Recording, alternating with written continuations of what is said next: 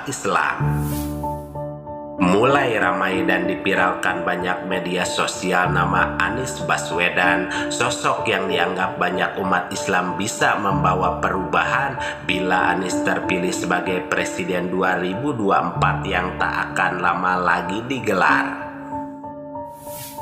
Anies Baswedan yang memiliki kemampuan, visi dan misi yang unik dan berbeda serta dikenal dekat dengan sejumlah tokoh besar Islam cukup menarik disajikan sebab ada banyak gelombang arus perubahan yang kuat di luaran membuktikan bahwa ini adalah suatu realitas politik dan tak pantas hanya dihukumi sebuah politik identitas. Hingga sejumlah ungkapan tokoh muncul bahwa calon yang jauh dari kekuasaan maka dialah yang akan dipilih oleh rakyat. Marak dan panasnya kabar yang diekspos soal hal tersebut hingga banyak orang mencari tahu siapa sebenarnya Anies Baswedan yang diharapkan bisa membawa perubahan serta apa tujuan dan rencana besar umat Islam, hingga Ustadz Abdul Somad dan Ustadz Ade Hidayat menjelaskan perihal terkait ini. Selengkapnya mari kita bongkar dengan menyimak videonya sampai selesai agar tidak salah paham.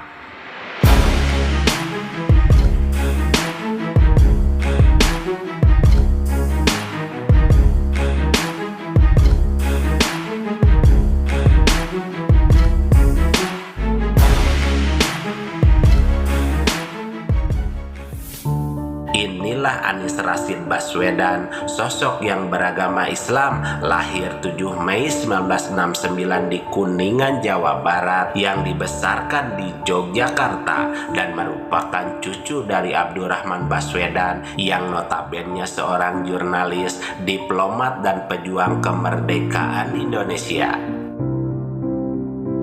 Anies Baswedan yang dikenal dekat dengan para tokoh dan sejumlah ulama besar, tercatat ada Habib Rizik, Ustadz Abdul Somad, Buya Yahya serta Ustadz Ade Hidayat dan sejumlah ustadz lainnya, sehingga banyak umat Islam mendukung Anies Baswedan menuju presiden sebab ia dianggap bisa membawa perubahan serta meneruskan perjuangan para tokoh Islam di Nusantara. Sebab hal tersebut, melihat ramai komentar beragam hingga pentingnya penjelasan lengkap soal apa yang disajikan Anies Baswedan sebenarnya, inilah penjelasan Ustadz Abdul Somad yang menegaskan perihal penting ini.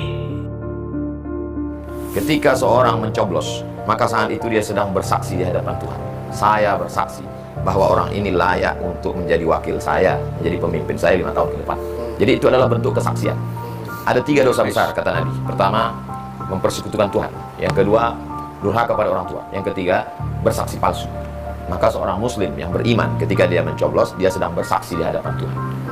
Maka lagi-lagi trust, kejujuran dia kepada Tuhan. Itu yang selalu saya sampaikan. Kita mesti terlibat dalam pesta besar ini. Jangan sampai tidak ikut. Karena kalau kita tidak ikut, nanti dari mulai lampu listrik kita sampai jalan raya yang kita lewati, itu semuanya adalah bagian dari keterlibatan kita. Jangan setelah orang duduk baru kita ribut. Mengapa tidak berkontribusi dalam politik ini?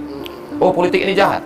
Seandainya ada 10 orang, lalu kemudian dipakai demokrasi, 10 orang ini disuruh bermusyawarah, kita main bola atau sholat. Yang 9 mengatakan kita main bola, maka yang 1 sholat, nggak jadi sholat. Kenapa? Suara terbanyak suara Tuhan. Maka Tuhan ketika itu adalah yang 9. Kata Tuhan main bola. Tapi bisa dibalik. Orang baik memilih. Yang 9 mengatakan kita ke masjid sholat, habis sholat baru kita main bola. Maka dia menjadi baik. Jadi kalau begitu bukan politiknya yang jahat, bukan demokrasinya yang jahat, tapi orang yang masuk ke dalam. Kenapa pecandu narkoba, penjahat bisa duduk? Karena orang baik tidak menempatkan dirinya.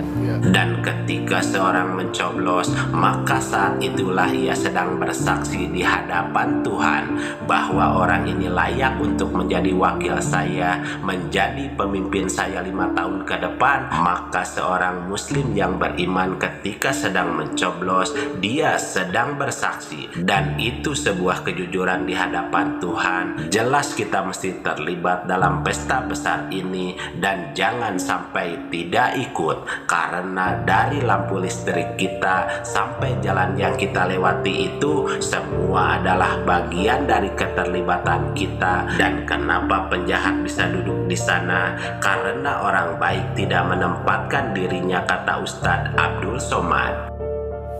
Anis, uns juga berarti sosok yang lembut. Itu tak perlu banyak ditafsirkan, karena setiap beliau bicara pasti akan tampak kelembutannya. Tapi yang penting kita ketahui, lawan kata ins dalam Al-Quran selalu dipasangkan dengan jin. Wa da'iman aqsal ins fil Quran huwa al-jin.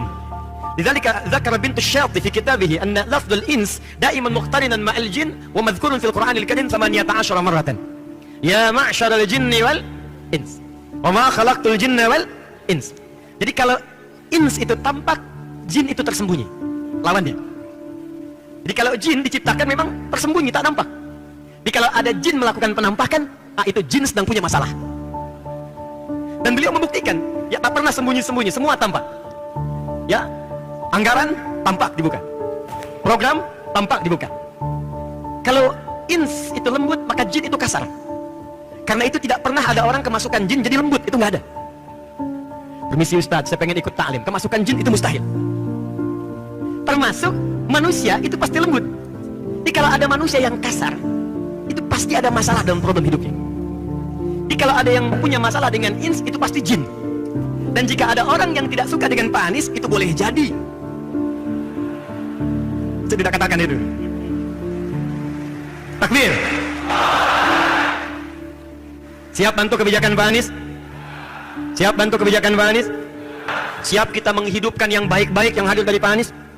Siap kita koreksi yang kurang-kurang yang mungkin kita lihat dari Pak Anies? Takbir. Lantas bagaimana sikap umat Islam dalam menghadapi tahun politik, dalam memenangkan pertandingan, pertarungan, dan pertempuran sandiwara politik yang pemeran utamanya adalah umat Islam, dengan penampakan yang akan menjadi dan akan mengarahkan negeri ini mengalami perubahan? Maka sangat dibutuhkan seorang pemimpin yang bisa membawa keberhasilan yang bisa diukur dari kemampuan mereka dalam menyejahterakan umat yang mereka pimpin. Sebab pemimpin yang dibutuhkan bangsa ini adalah pemimpin yang santun dan jujur, membawa perbaikan dan kebaikan, kokoh iman serta mulia akhlaknya, juga istiqomah dalam ibadah di jalan yang diridhoi Allah Subhanahu wa Ta'ala. Mari kita bijak dan cerdas serta selalu mengambil yang baik dan meninggalkan yang kurang baik terkait berita dalam video ini maupun yang lainnya. Dan kita ambil saja hikmah kebaikan serta bisa melaksanakan sisi siar yang beliau sampaikan. Demikian ulasan kami, semoga ada manfaatnya. Mohon maaf atas segala kesalahan dan kehilapan. Wassalamualaikum warahmatullahi wabarakatuh.